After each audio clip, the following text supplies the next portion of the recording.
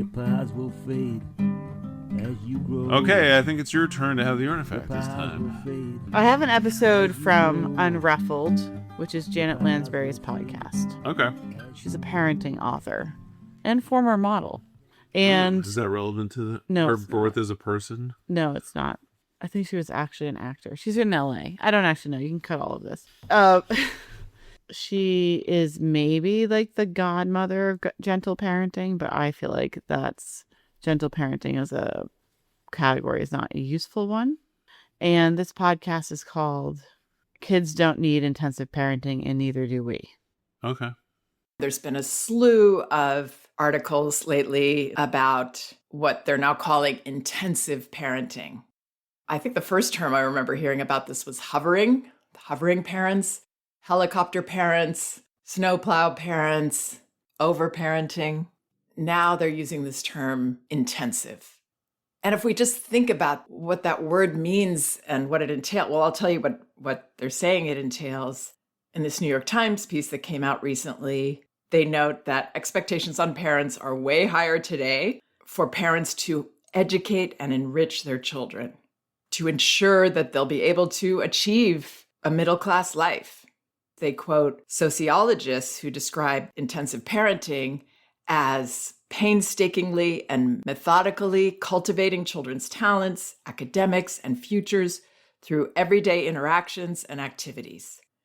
And the article indicates that parents feel obligated to provide more extracurricular activities than they did a decade ago, spend more time stimulating and actively engaging with their child, playing with them on the floor, and that this is at least partially fear-driven. This gives us a false sense of control because it's not in our power to make a child into someone that they're not. So a lot of this is really understanding what we control and what we don't control. And as parents, when we take on responsibilities that don't belong to us, but actually belong to our child, we will not be helpful. Do you feel like you're painstakingly and methodically cultivating our children's talents, academics, and futures? I'm going to guess this is more relatable to women. I will say that the men, cultivating is the wrong word. I follow orders in a cultivation plan that was set out for me, laid out for me. Mm-hmm. So I do. You're more of a hoer. I'm more of a hoer than a cultivator. Mm-hmm. Where I'm a pilesman. Right. Yeah. I mean, it's like I do the driving to the cultivating things, but you're the one with all the control issues. So I feel like this will become relatable to you. Yeah, I don't know. I mean, I have an older comrade who raised children while she was doing like activism and organizing. And she comments on this all the time that like the amount of like work and thought and like stress into parenting for her generation was a lot less. And I think she thinks it has something to do with there's like a creeped in perfectionism that has something to do with like petty bourgeois mentality. Yeah, I was going to say, I think she thinks that's a bourgeois problem. But I'm not sure that that's true. I think this spans class a little bit. I think millennials, one thing is we do things very well. We have a very hard time not doing things. We like to do things well. So, and we're definitely going to do it better than our parents. Yeah, I mean, the boomers not winning any awards for their parenting. But so there, I think that's an element of it. But I think there's another element too of like a very different understanding of what childhood is for and what the relationship between the child and the parent is, like fundamentally. And I'm hoping she gets into that. I think the millennials parent with a sense of fear and control because we live in a period of precarity where we are certain our children's lives are going to be worse than ours. So we are both very driven. That's what you think it is? We're both very driven to make sure that we optimize their chances. And we're also very driven to make sure that we're fully like respecting them and engaging with them at a high quality during this period of childhood, which is not yet a water war, but will turn into like fleeing climate bandits. Why that last part? So the former part is, I think, a long-standing thing in America, which is that you have to do right by your children, which means ensure their class status will be as high as you can possibly get it to be.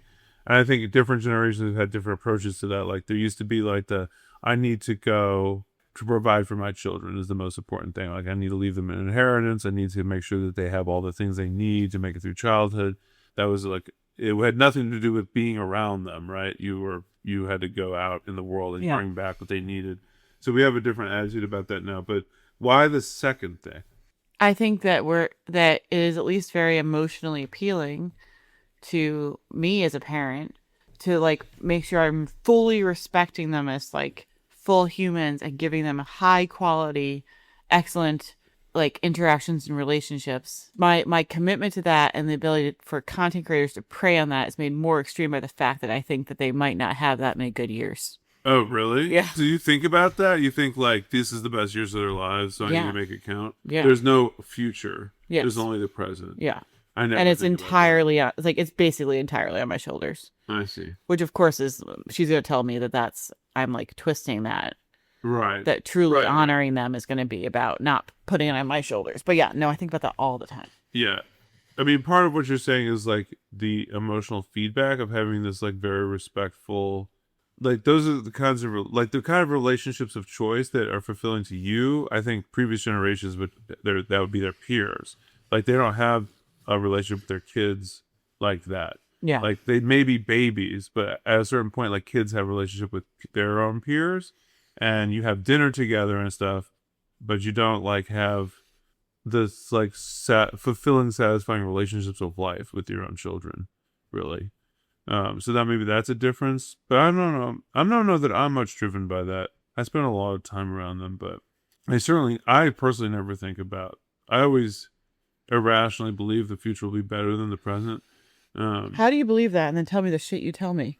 Because I think that people will. I have this like really stupid idea that these are solvable problems, and if people just know about them through a podcast, if you will, and take them seriously, they are solvable problems if people take them seriously and try to solve them. But I don't know. I don't know why I'm built like that. But I'm built such that I think that everything is fixable, and that understanding it is a key to fixing it. And then when enough people do, they'll fix it. Well, I think this podcast will be helpful for both of us then. I want to talk about the antidote to overly stressful, intensive parenting. Trust. And that is something you hear me talk about here, so this is nothing new to you. Trust in our children as uniquely capable whole people, to see them that way, to trust them, ideally from the time they're born. Trust them to be able to face developmentally appropriate situations with us as their secure base. And by secure base, this is also something that's been talked about in terms of intensive parenting, is that it's child-centered. The difference in the respectful approach that I'm sharing is that mine is relationship-centered. And of course, we can only talk about a relationship with our child when we perceive them as an actual person. So if we can begin to do that with our newborn, then we can start our relationship there.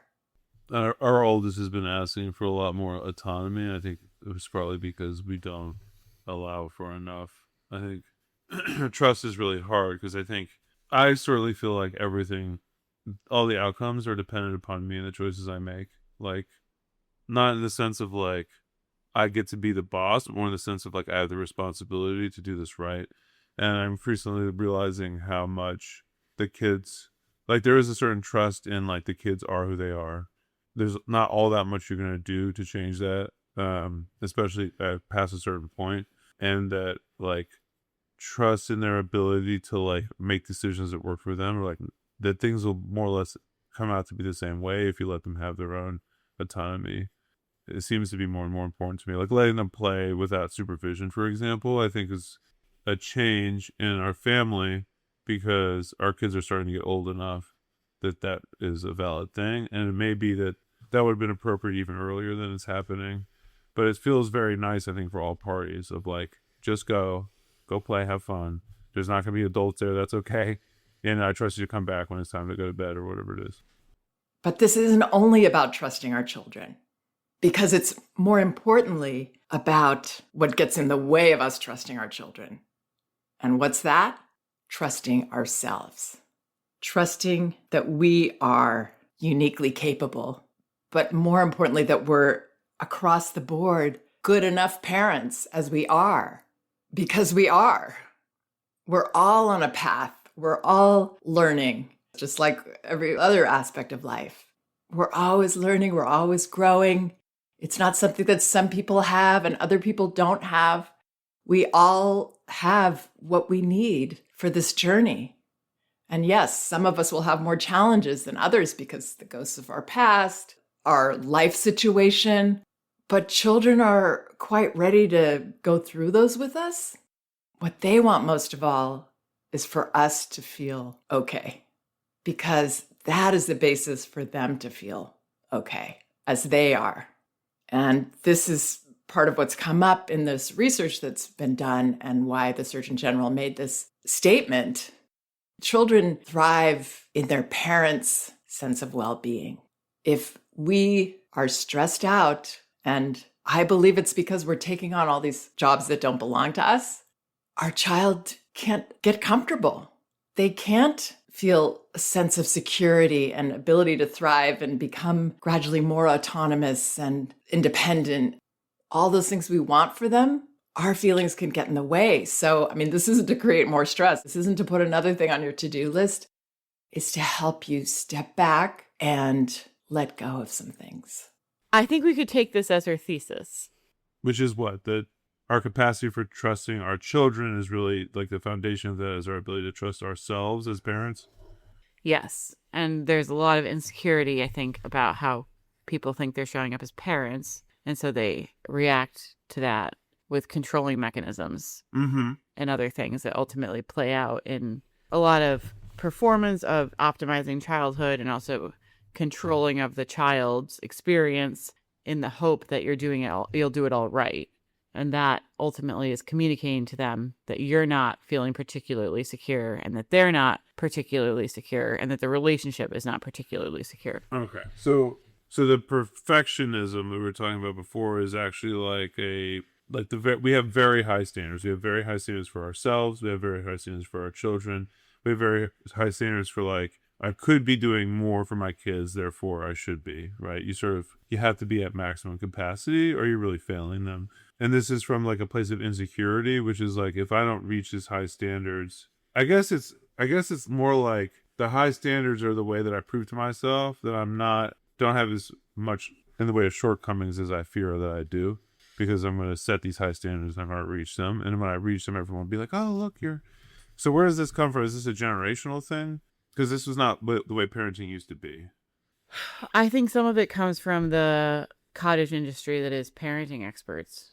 Okay. And that all realms of life have experts that are telling you how to do it, how not to do it, how to optimize, what product to buy.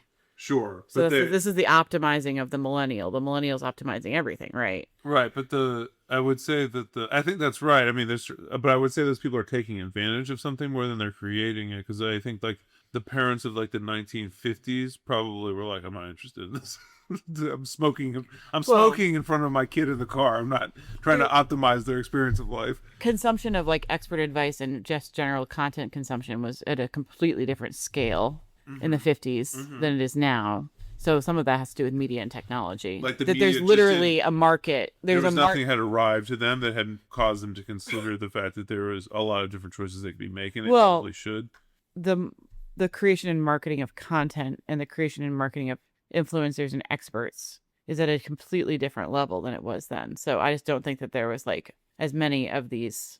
I just think that economically it was not as profitable or possible to influence a 1950s housewife. Okay. I mean, you have to show up at her doorstep and knock on the door. Okay. I think there's something fundamentally anxious about millennials, which all this stuff is advertising to. Those women were being advertised to about beauty products and how to keep their husband happy. They were not being advertised to about how they should maximize their performance as parents. In my experience, I'm just advertised about all of it. Yeah. Yeah. Yeah. You're much more willing to spend $300 on what the kids need than $300 on beauty supplies, though. And that was not true in 1950. I don't know. As I've gotten closer to 40, the beauty supply budget's going up. That's completely marketing. Okay, so that's interesting. Yeah, I don't know. I think ours is a uniquely anxious generation, a uniquely like focused on proving ourselves worthy type generation, and I don't know where that comes from exactly. Mm-hmm. But I think this is downstream of that, of like, if we can just raise our children, do all the things the right way, right? We'll somehow like demonstrate our value to the world. Right. I think that all of it ends up obscuring the primary thing that you can give your child. Things to tell their therapist about you. No. Like a present and non-anxious relationship. That's what Janet Lansbury would say. She's gonna talk about the things that you are meant to provide, like you're meant to provide. Mm-hmm. Basic needs, which includes for her communicating and touching respectfully and responsibly, engaging in connected caregiving. You're meant to supply an adult's view of time, which means like planning for beyond the very given moment and making sure there's a daily routine and making sure, you're meant to supply some amount of discipline and boundaries for safety. There are things that you have a role in that as a leader and a parent, and there's things and then there's almost everything else is the kids. Yeah. And that the strength of their experience and the quality of the relationship is entirely based on the quality of the relationship. I definitely feel like it's a huge mistake to make your kids feel like your anxiety levels are dependent upon their performance or like how they're showing up, right? Like the pressure of like, oh my God, my mom is so anxious. She needs me to like, I don't know, fill in the blank, like do great in the dance performance, get A's, straight A's, whatever it is. Be the nicest kid at school. That sucks. Yeah. Yep. What about playing? Playing the right way? No, what about playing? Do you think that that's a parent's job is to play with their kids? Because that's a big one that's changed generationally. Yeah. I play with them all the time. We sit on the floor all the time. I think it's very important that parents play with their kids, particularly their younger kids, for some period of time. But I think it's very, very important. And this is something we did not get right initially. That kids spend a lot of their time playing by themselves or with their siblings without parents saving them from like boredom or from disagreements. Like, I think that's a huge mistake. And I think we're much better at that now that we've had more experience under our belt, frankly, of like being their primary form of entertainment, because they want it so much. But at some point it stops being about wanting connection or like a place to practice skills with an adult, and it starts to be because they don't know how to be self-directed in their play, because you've like robbed them of that set of skills, and so they need you to be entertained. Yeah.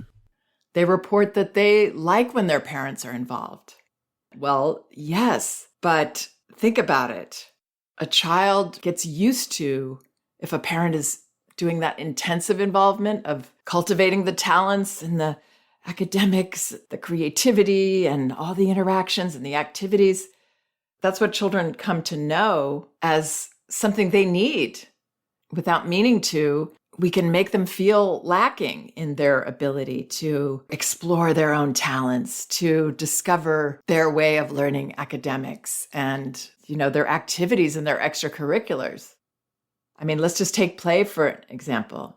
So many of you write to me about this, that you found yourself stuck playing with your child because maybe from the time they were a baby, that's what play was. It was this thing where we stimulate. And that's not to say we never do that. Of course, we're going to play this little piggy and have all the wonderful times together. But they can also start to play on their own, even as babies, by us just noticing when they're doing something on their own, where they don't need us for those minutes, and building on those by opening up space for them and allowing them to happen and without interrupting them. What can happen when we don't do that is that we're taking on this job of stimulating our child, and then our child tells us that they need it. Many of you write to me that, well, your child needs you to play with them. What do you do? What do you say? Or sometimes parents will just casually say it, well, my child needs me to play, or they won't play. This is something that intensive parenting or our taking on all these responsibilities has created. And if we think about it, if we can get into trust and let go of the fear and the feeling of wanting to control it, taking a step back, look at this. We're using this word need, and we're perceiving a want as a need. And then this want begins to feel like a need to our child because we've responded as if it is. And then kids believe that this is the involvement that we have to offer. But when children become accustomed to us being there, sometimes just watching them play or reading a book nearby, just enjoying the time together, letting them share their discoveries with us, that is involvement to them too. And that is not stressful for us. And it actually nurtures in our childs these really crucial life-giving things. Yep, 100% agree. I mean, I wish we didn't have to run this experiment in real time. 5 times. Before we figured it out. But yeah, no, 100% agree. The less we entertain our like babies, the happier that they've been each time. Yeah. I also noticed that like I do sit on the floor with the babies a lot.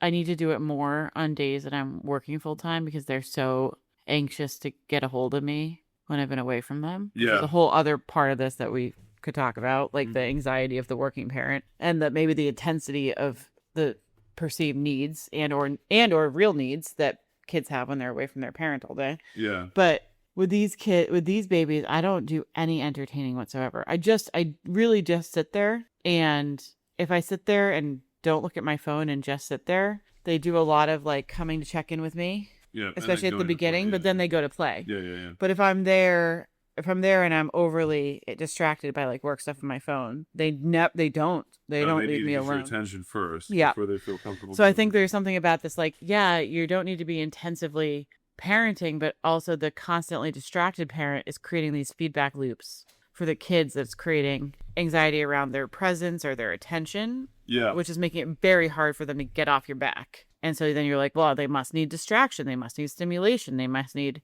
but I think what they need is just like if I wonder if I sat there and read a book. I tend to believe that if I sat there and read a book, they would do the same thing. But I do need to be on the floor with them. That's for sure. But I remember used to having all this anxiety with my first about having to like fill the time. Yeah. And I don't really have that. That he would cry if we weren't like giving him attention. I think it's literally like the security and knowing that you're paying attention. They feel a sense of connection, also feel a sense of security. And that they're important. Attention. I think it's like importance and value. Yeah, like, look, you're here, I'm safe because I know you're watching. And also this thing that I'm doing that is fascinating to me is also of interest to you. The confirmation, because the parent for like a kid this young, we're talking a 1-year-old-ish, is a confirmation that the universe like knows that I exist. It matters, right? So it's like I'm checking in to make sure that I'm still okay. Everything is good. Now I'm going to go play. Now I'm going to check in again. And when you don't refuse to give that to them until they become very insistent, they're crawling on you. They're taking your phone out of your hand and stuff like that. I think that probably is a big deal. Yeah. In some ways, it's almost easier to do with a baby because they're so obvious with their check-ins. Yeah. And I'm trying to think like, I guess this is happening with all of our kids. They just have like less cute ways of checking in. Yeah. I mean, the middle child has learned that attention can be got, which I think this is probably common for middle kids, particularly middle kids of larger families. But the way to get the attention is to be extremely like loud and abrasive and sometimes annoying and all these things. And that I regret. I think they have spent way too much of their life looking at the back of a phone. Yeah. Well, they say like if you're really trying to build up this sense of that they're important and that you value them and you're paying attention to them, there's like certain parts of the day to really hit up with them. Mm-hmm. Like when they wake up in the morning, when you first see them, when they come back from a school or whatever, and then like, when they're going to bed. And I think those are like high value times. And I do notice that when they come home, luckily I don't have to deal with the shit show of walking them home because that just pisses me off. But when they come home, I don't mind it. Oh, I hate it. No. But if they come home and I can greet them, it buys me like 15 minutes of at least 15 minutes of goodwill. That's cool. Yeah. And I think it's a check-in. It's like I've noticed that in the morning, that's when he needs like affirmation and attention the most from me. Is like, he just like, he literally leads me to like give him a giant hug and not let go for 30 seconds. It's and like, that changes the entire morning. it's like a long period of distance. If you think about sleeping overnight by yourself is a very long period of distance that you have to like recover from. Yeah. Wish I was more of a morning person, that's for sure. Yeah. I mean, these are the hardest times for a parent. Then, yes, we're exhausted. We have to do a million things in the morning. And when kids come home from school, it's like a freight train of noise, and you have to like shuffle them to 600 extracurriculars and get them to fed dinner. Right. And this is sort of where we get into like the busyness and the routines and structures of modern living is not conducive to this type of parenting. Yeah. And it's so easy to be like, the most important thing is I'm getting a healthy dinner on the table as soon as possible, when it's actually not nearly as important as taking like 5 minutes to make sure that they like feel like seen and welcome back from school. Right. And that is regrettable. And part of this pressure of like, it's very hard to, obviously it's very hard to commodify, like giving 5 minutes of your attention. It's much more easy to commodify, like, what is the menu for this week? Have you used the AI yet to like plan your weekly meals and do your shopping for you? What are the right toys to stimulate the brain? What are the right extracurriculars? What are the materials and balls and uniforms and cleats and all that stuff that they need for their extracurriculars, right? It is very easy to take your eye off the ball of what really matters to them. Yeah. I mean, that's where you get the people that are like trying to be more reasonable when it comes to like, you should use screen time with your kids if it helps you. I guess all of this gets into like, you're building a healthy family unit, you're building a healthy relationship unit. So if you are so stressed out by your circumstances that you can't be in positive relationships with them, then you're gonna have a problem.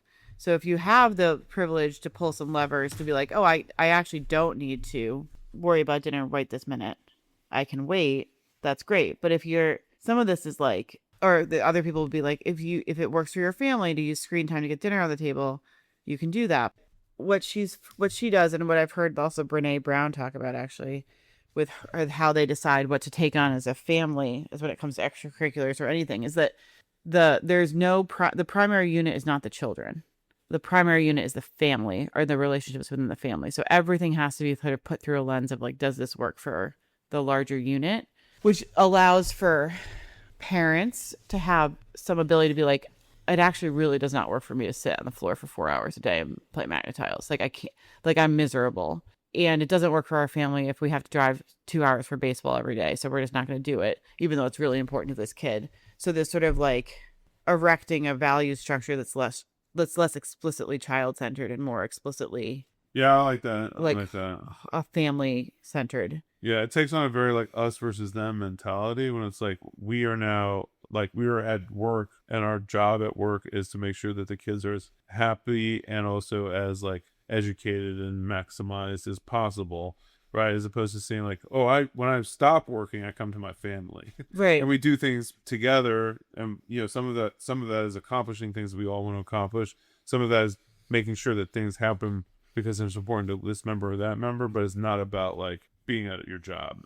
I also think that like what it gets down to is this belief that if you have a more relationship driven or family driven outlook and you're not trying to optimize as much, you yourself will be less stressed and distracted and miserable. Yeah. Which will lead to happier parenting and happier children. Yeah. I think this is a little bit of a God forbid your kids start looking for like relationships where they're treated like it's the other person's job to maximize their experience. Well, yeah, that's a problem. But I do think this is a bit of a fairy tale, because I think there's a lot of people that live lives where their reason they're stressed out is not just because they're trying to optimize their children's experience. They're stressed out and they're parenting stressed out, or they're stressed out experiencing precarity and they're parenting with anxiety because structurally they're fucked. Right. And the cure for that is not, oh, I'm just going to remember what my job is as a parent and what the child's job as a child. And I'll just be like a happy-go-lucky California girl. I mean, seriously, like it's another delusion. But it's like it's the worst of all worlds when you're like struggling with precarity and stress, and then you come home, and home is another place where you don't have enough time, you don't have enough resources, and you have a huge amount of burden on you, right? As opposed to a place that you go, that like all that stress is 4, it becomes another thing that you only can relate to is like how you're failing and how you're not gonna quite make what you're trying to make happen. No, that's true. So I started to list the things that she thinks are the parent's job, attending to basic needs, communicating respectfully, engaging in attentive, connected caregiving. She's a huge proponent of when you're doing caregiving, like the general caregiving that you have to do anyways, diapers, cleaning, bath time, putting the pajamas on. If you show up to that in an attentive and connected way, it like scores you all the points. Yeah. Like you already have to do these things, that you don't have to do the other things. That's smart. Which I think is another symptom of modern living is like, oh, this can't be like, there has to be more you're supposed to do. But really it's like, no, you just do the thing. So she's got seeing beyond the moment, developing a consistent daily rhythm. And then she has defining discipline and implementing boundaries, including care for our own personal boundaries, which is part of the discipline and boundaries because we're in a relationship and this is about us too. It's not good for our child. It's not good for our child to not learn that other people have personal boundaries. Yeah. That was what I was talking about before. Is like, I don't want any of them marrying someone with their expectation being like, you are here to maximize my experience of family. So get busy, get busy. Then she has practicing sensitive observation. So this is seeing what our children's abilities and interests are. And then we don't have to go and like build an entire extracurricular program around that, but just seeing it, noticing it, trusting their journey around it, just being aware that like they're all different. And then model the behavior and good character traits we hope to impart. These are the parts that she thinks are the job. Yeah. I mean, this is pretty good. Even the choice of leader, I think, is pretty smart because it's a way of resolving the dialectic between like we were all people and like parents obviously have to have some sort of responsibility. That's her word of strength, trying to figure out where the level set that. The lead and trust category. So these are the things you're supposed to trust your kids to do themselves. Okay. Learning, play choices in inner direction, expressing feelings and emotions. Okay. And development of manners and social skills. So we have a hand in that one with modeling and like mostly modeling, but we actually expect that to be in their domain of learning. Okay. So can you answer a question for me? I can try to. Why is it that our children are incapable of holding the door for anybody and instead insist on pushing past anyone who's between them and what they want on the other side of the door? I honestly think it's ADHD. Is it? Because I have always held the door for everyone. I have ADHD. I have always held the door. They have always seen me hold the door for everyone, including them, but not just them, other people. They just push past. What I noticed with a couple of them is it's like they're operating with blinders on and they literally are not aware of other people around them. With one of them, I sometimes notice that they do notice when it would be helpful for someone to have the door held for them, and they'll sometimes do it, but rarely in the context of walking through a door.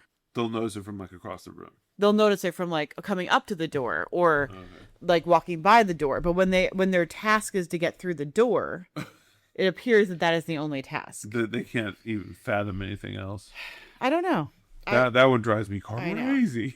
I know. Well, Janet says, and when we do try to control with our impatience and our judgments, we can tend to make it harder for children to be their best selves with manners. So maybe that's why none of our children hold the door. They can tell how fucking frustrated it makes me. Your impatience has poisoned them. Yeah, it could be. Here's two other things. I mean, I will say like the little task thing, like my impatience around efficiency at those necessary tasks so we can get to the fun thing has completely erased any possibility of that is the fun thing that we're connecting. Yeah. That I regret. Yeah. Yeah. Well, right. And maybe we'll get this right with 4 and 5, but if they don't have this, if they don't. That's the nice thing about having lots of kids, folks, is that you get a chance to actually make the perfect child you've been trying to make since the first one. I think you've missed the point of this podcast. We have finally figured out a way to maximize child 4 and 5. They will be superhuman, supercomputer people. It's gonna be the girl, and then we'll have to figure out, is that nature or nurture? So hopefully 4 and 5, we will not impart our own like impatience or like this is better than this on them, so they could just they can participate in tasks and not think that they're shit. Yeah. I'm reading Hunt, Gather, Parent, and that's a lot of it. It's like in sort of other societies, like getting stuff done around the house is just part of your daily routine. and you participate in it and you get good at it. And like you learn how to do things and you become a master at it. And the kids are just along for the ride. And there's no like, oh, I can't believe I have to do this. You go do this, you go do this, then we'll get to this. It's just like, we're going to take care of the lawn. We're going to sweep the front porch. ADHD right there. That existed. That was certainly present in my household when I was growing up.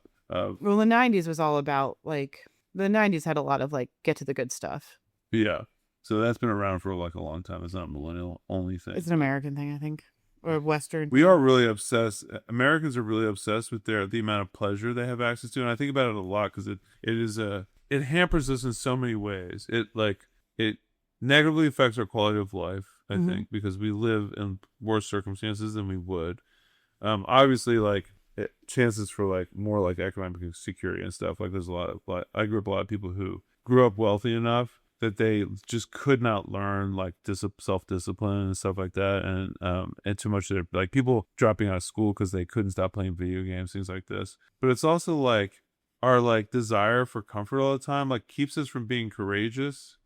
A lot of cases where we would be able to handle like the sacrifices involved, but we're so scared of giving up like leisure time or just like time on the couch with Netflix. And if you're seeking comfort, then you're avoiding friction and discomfort and ambiguity and uncertainty, and all those things are required for learning, like literally required for learning. Yeah.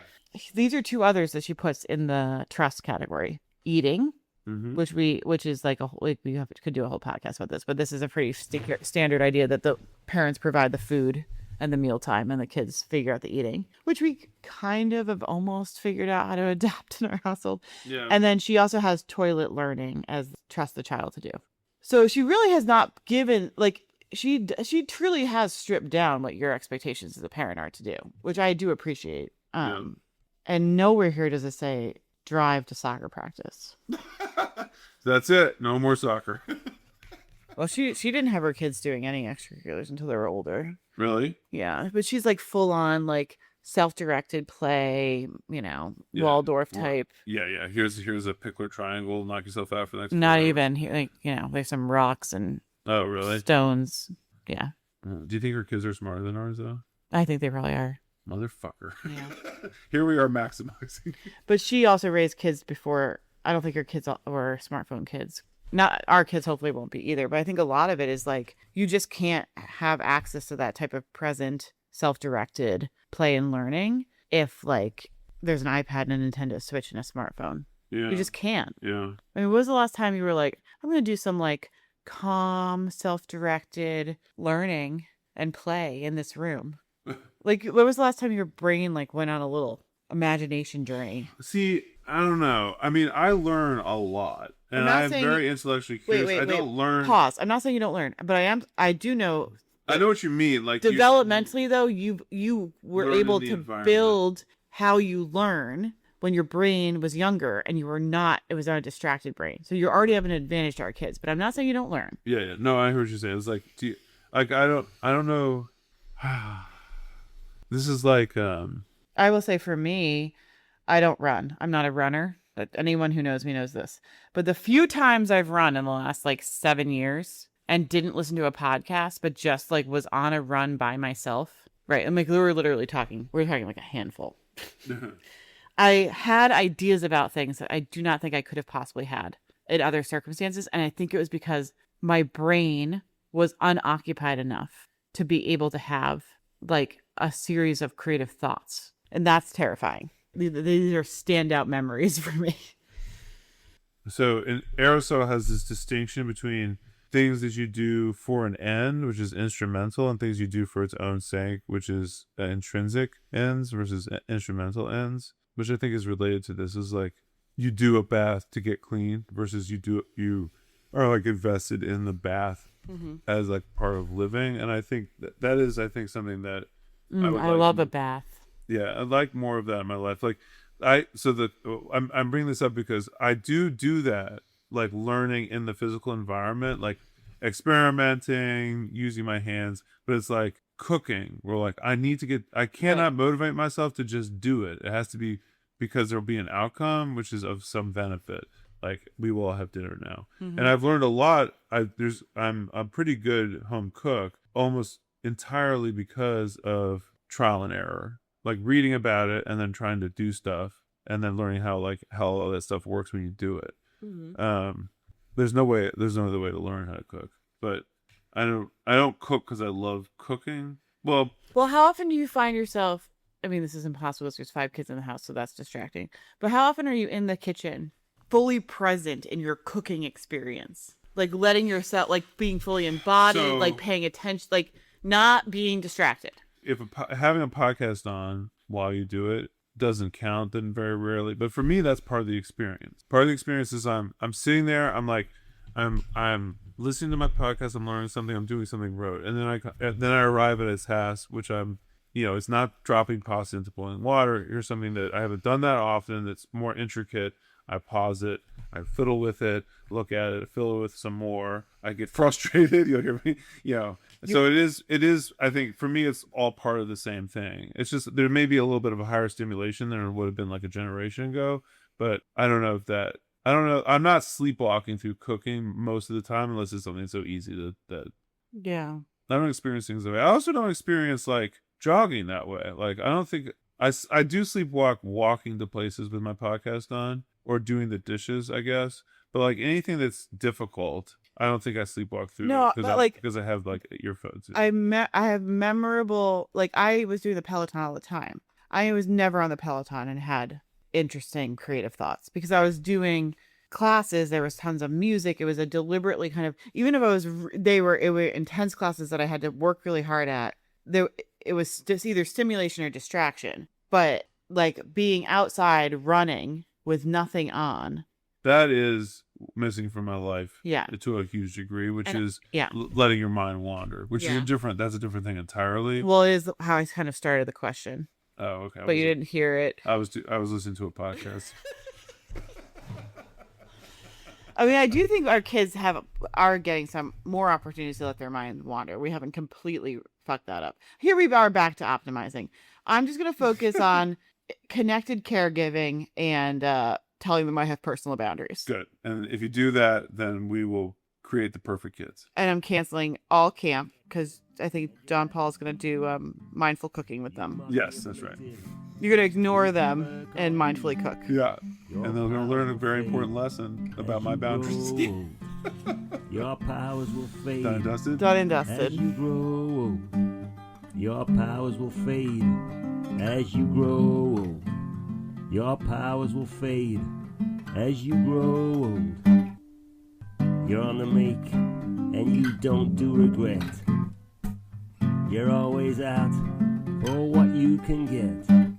You think like a snake, and you ooze like a snail. Let the trail go cold as you swallow your tail. With your low rent skills and your heart of flint, telling your tales that are unfit to print.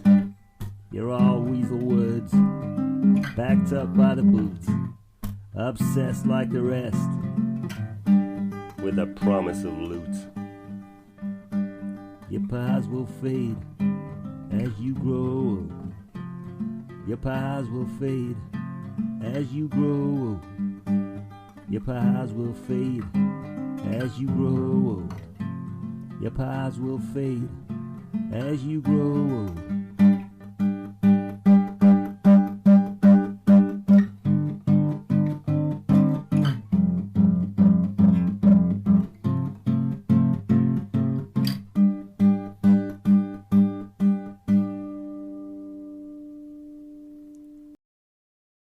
I love you.